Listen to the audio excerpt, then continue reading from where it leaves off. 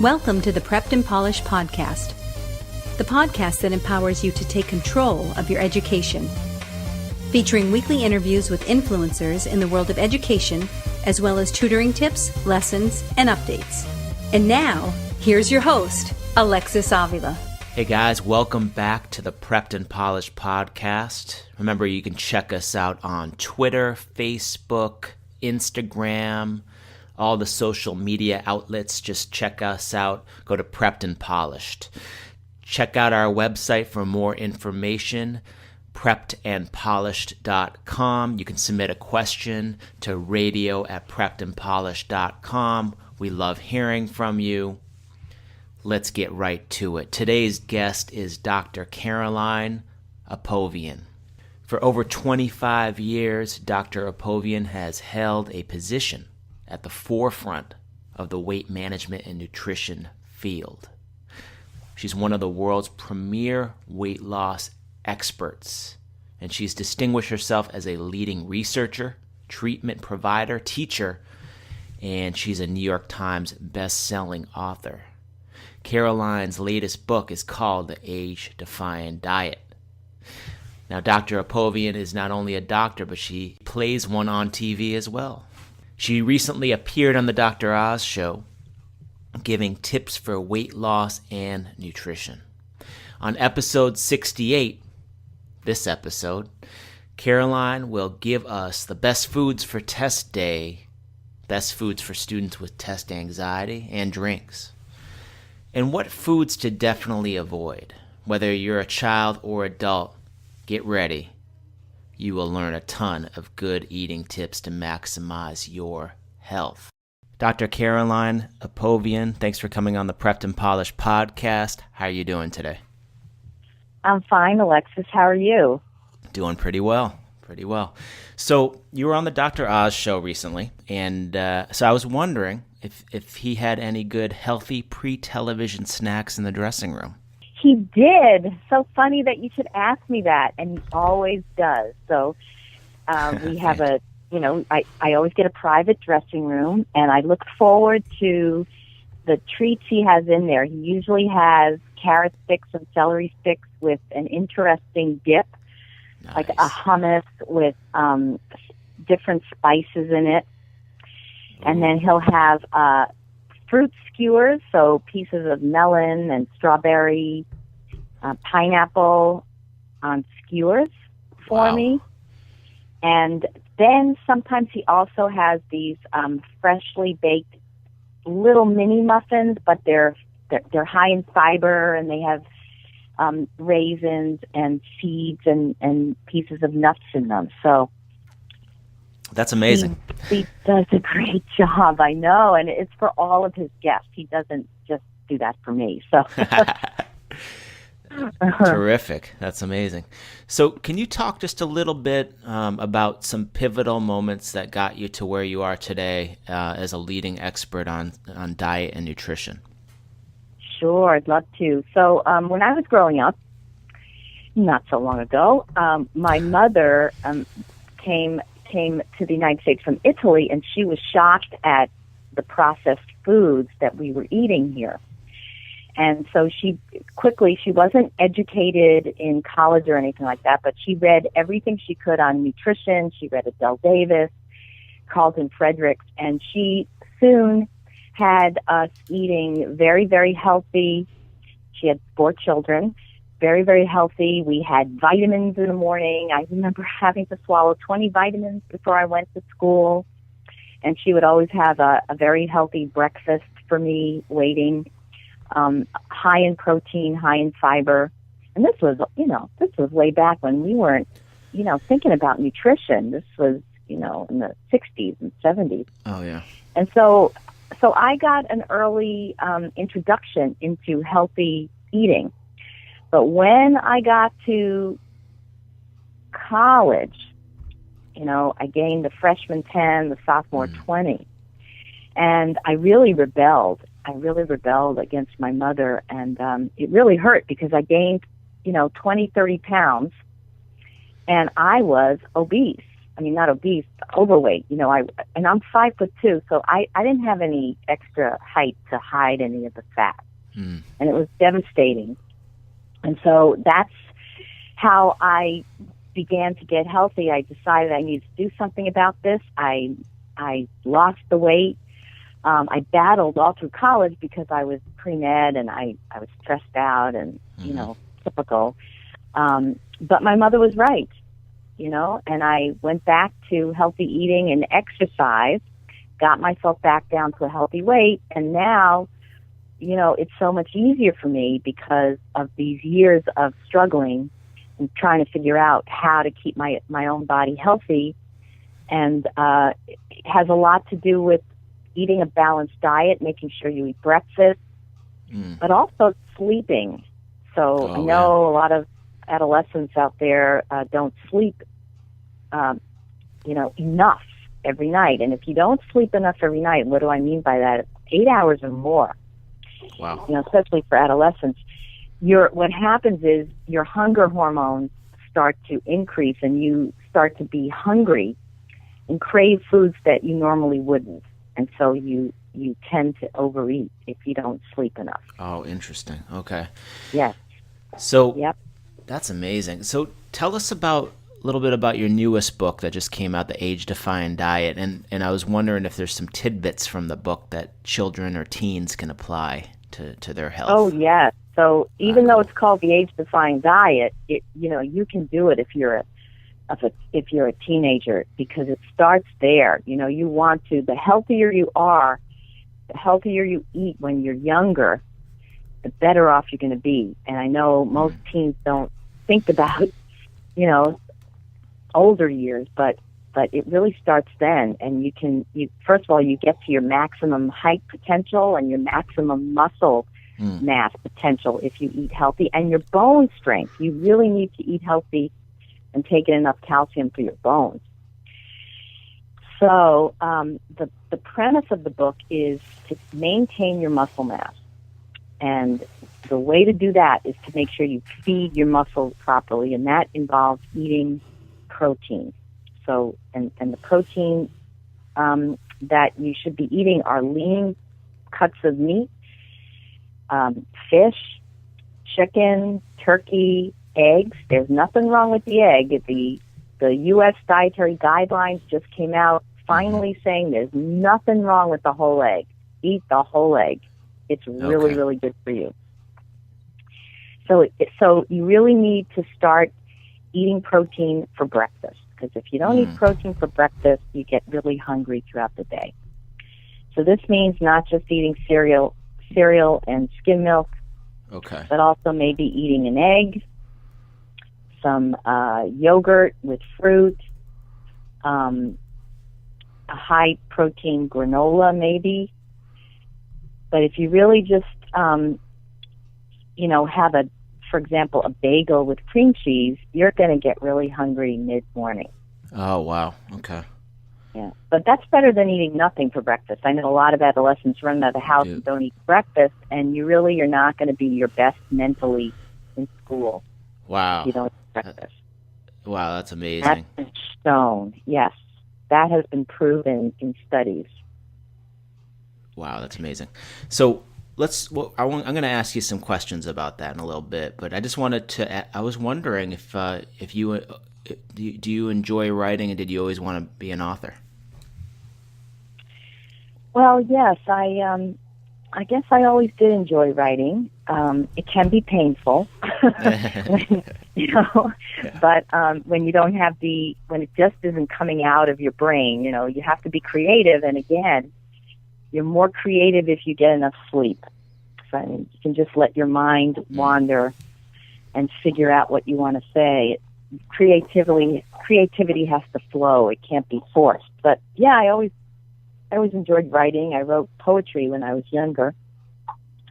Nice. And then when I really got into nutrition, again, because of my mother's, self-taught nutrition education that she gave me, but I also wanted to go to medical school, and so I did. And when I was ready to find a specialty, I really didn't want to I didn't really want to do a specialty where people were already sick. I wanted to prevent people from getting sick. That's why I went into nutrition. And it was back then when no doctors went into nutrition. They went into, endocrinology or surgery or diabetes management. Mm-hmm. And so I was really one of the only people in the field doing preventive medicine, nutrition. And then when I started realizing that I was actually able to help people prevent getting more obese and getting diabetes and being, having arthritis and not being able to walk, I decided I needed to write books to help more than just the people coming into my clinics. So that's what got me started. Wow, that's amazing. So what are some good pre-test snacks, would you say, to help maximize memory recall? Memory. So for memory, you really want to be as alert as possible. Mm-hmm. So again, in order to make sure that you remain full but not sleepy while you're taking your test, you want to have a breakfast that has protein in it. So a great pre-test meal in the morning would be, 2 scrambled eggs with a piece of whole grain toast. Okay. And some Olivio margarine and some jelly. That would be great, because what you get is you get the protein, but you also get some carbohydrate to give you some energy. Now, I hate to say this, but a little bit of dark chocolate There you go.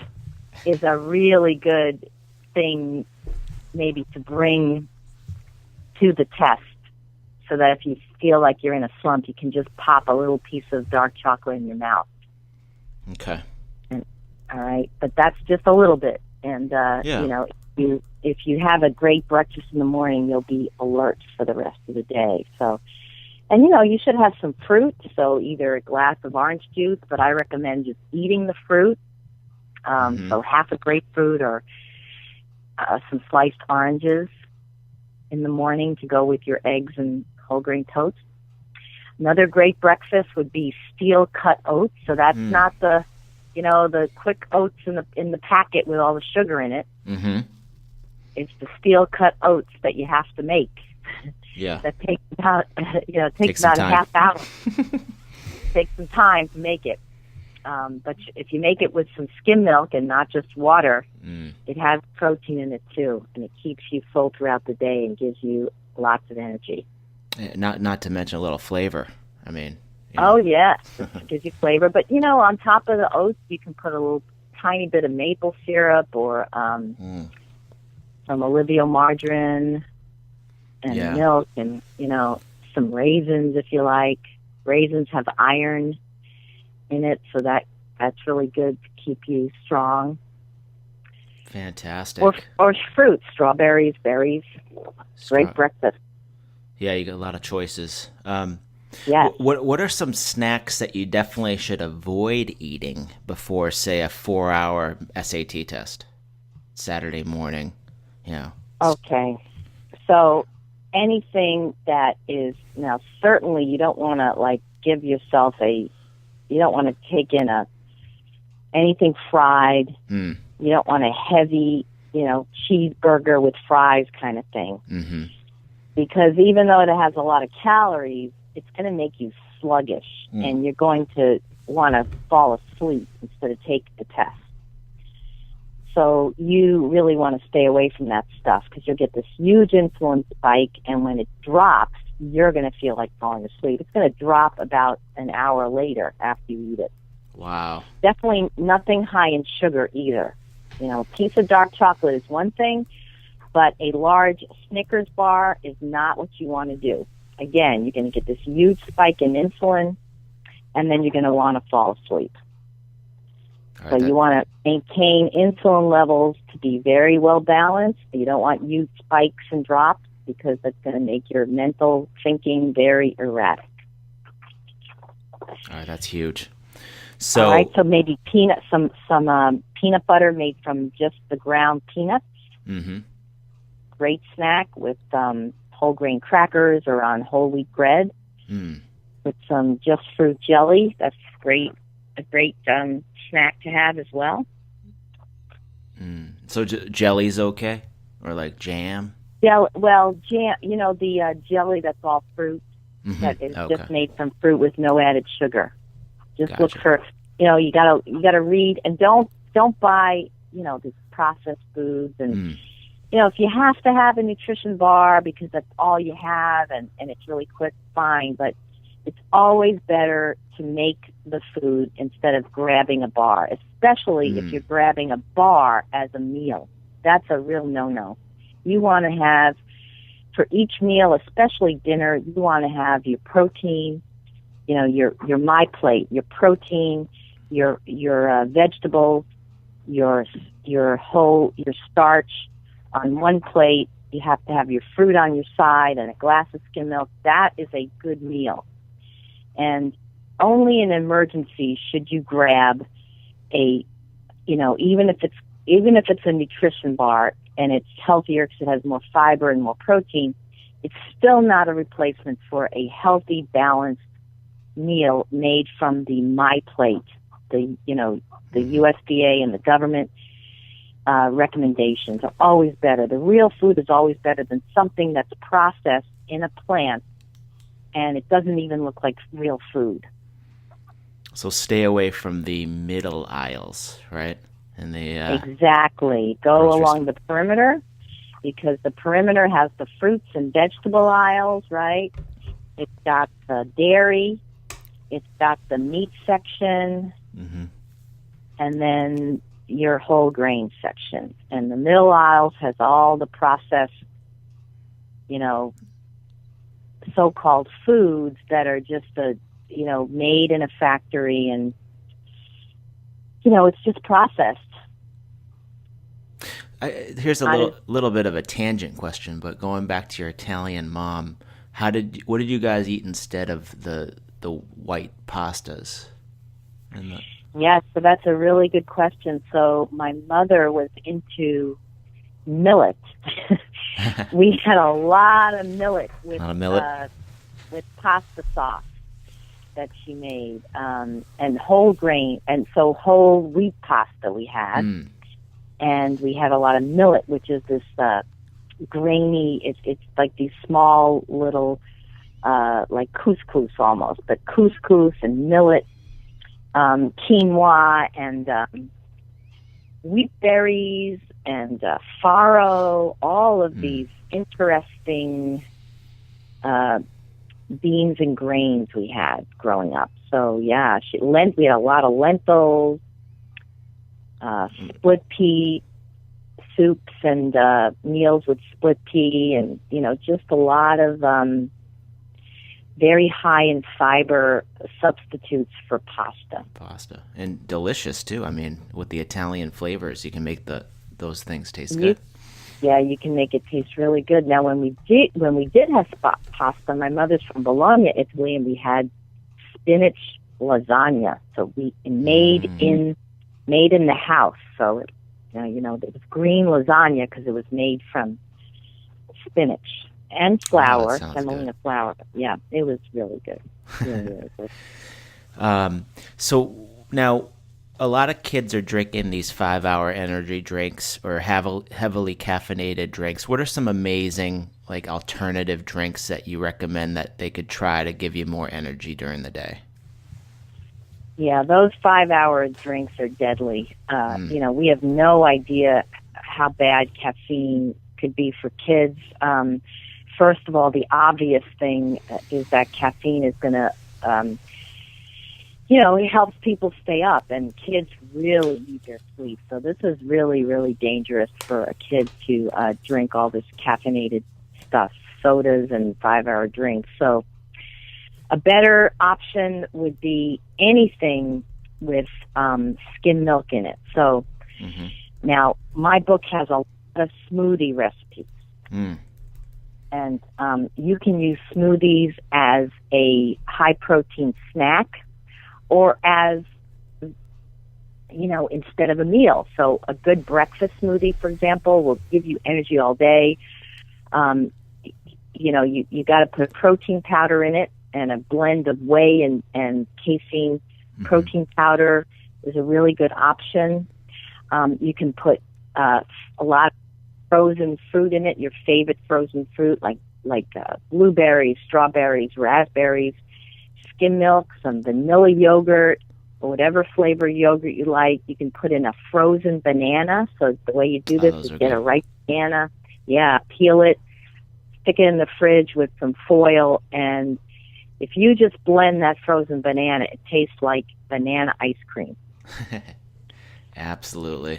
Yeah, so you can make these smoothies that really taste great. Now, if you want something that's just a liquid that's lower in calories, you can just mix some seltzer water, for example, some sparkling water with something like either pomegranate, a little bit of pomegranate juice, or whatever juice, cranberry juice, very little, orange juice.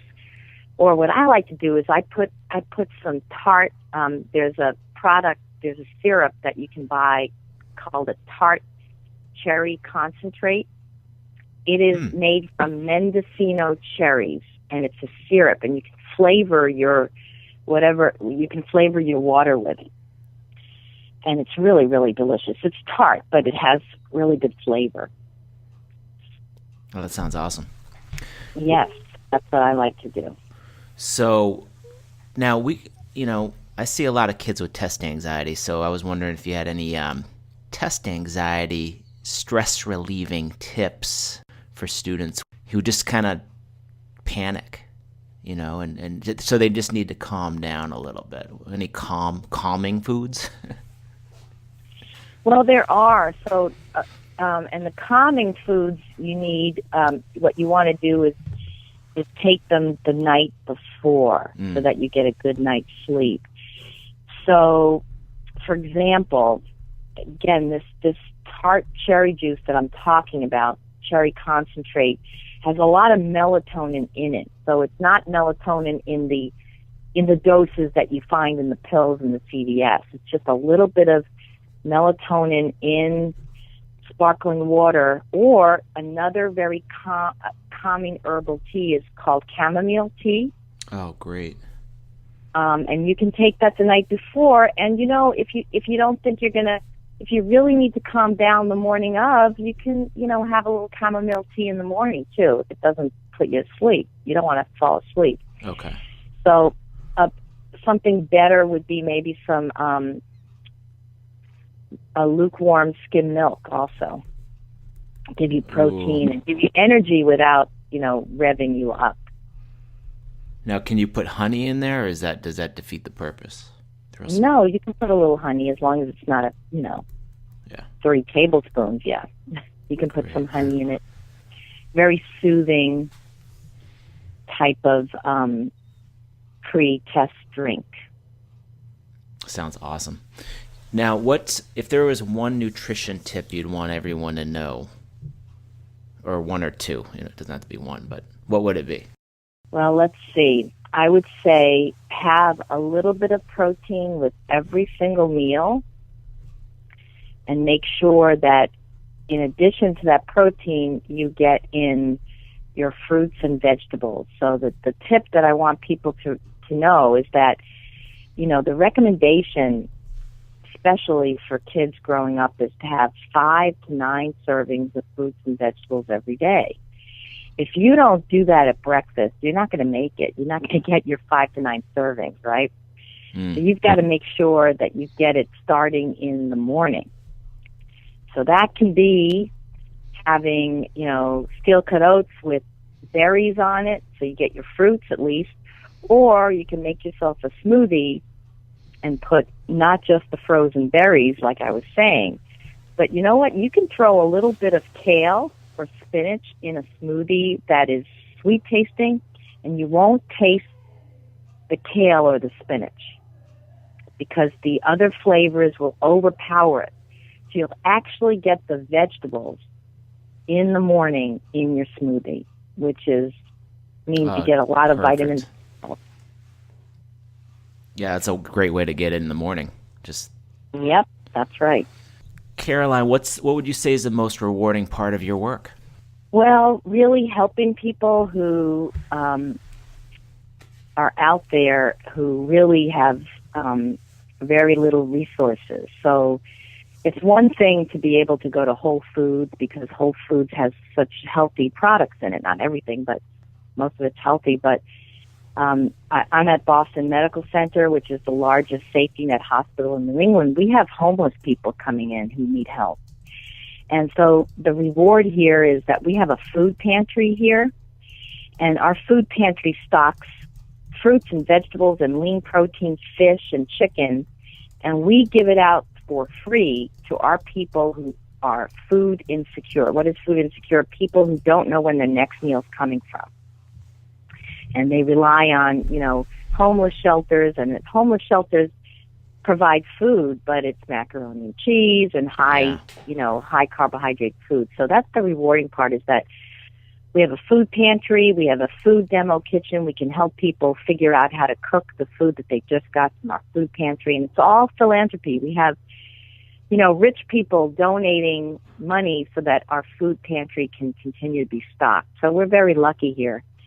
And that's the most rewarding part of my work.